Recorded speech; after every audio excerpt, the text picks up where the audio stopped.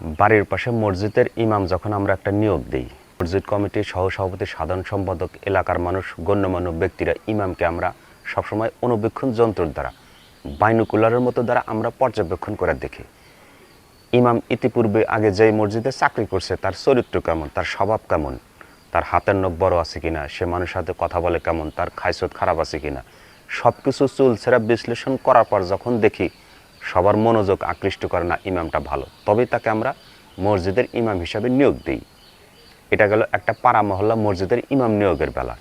ঠিক এরকমভাবে যদি জাতীয় পর্যায়ে যখন আমাদের লিডার আমাদের প্রতি নেতৃত্ব দিবে, দেশ চালাবে, শাসন করবে, ওই লোকটার প্রতি যদি আমরা এরকম অনুবীক্ষণ যন্ত্র দ্বারা সাঁড়াশি অভিযান চালাই, ওই লোকটা মদখোর কিনা, ঘুষখোর কিনা, জেনাকারী কিনা, ওই লোকটা অসৎ কিনা, দুর্নীতিবাজ কিনা, ওই লোকটা মানুষের সাথে আচরণ ভালো করে কিনা, এটা না দেখে শুধুমাত্র বাপ দাদার 14 গোষ্ঠী আমলের যে একটা মার্কা আছে সেই মার্কা দেখে তাকে আমরা সাপোর্ট করি।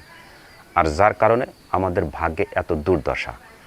মসজিদের ইমামের মতো যদি আমরা চুলচেরা বিশ্লেষণ করে কমিটি গঠন করে যদি তাকে ইমাম নিয়োগ দিতাম, এরকম পর্যায়ে যদি আমরা জাতীয় পর্যায়ে যদি আমরা তাকে এরকম লিডার নিয়োগ দিই, নিঃসন্দেহে আমাদের বাংলাদেশ ভালো কিছু হওয়ার সম্ভাবনা আছে। যতক্ষণ পর্যন্ত না এরকম চুলচেরা বিশ্লেষণ না করেই হুজুকে বাঙালি এরকম একটা সিল মারব, ততক্ষণ পর্যন্ত আমাদের ভাগ্যে যেভাবে আছে ঠিক এইভাবেই থাকবে। এর সাথে ভালো কিছু আর আশা করা যায় না। কথাগুলো যদি ভালো লাগে, সময় উপযোগী হয়, অবশ্যই পোস্টটা একটু শেয়ার করবেন।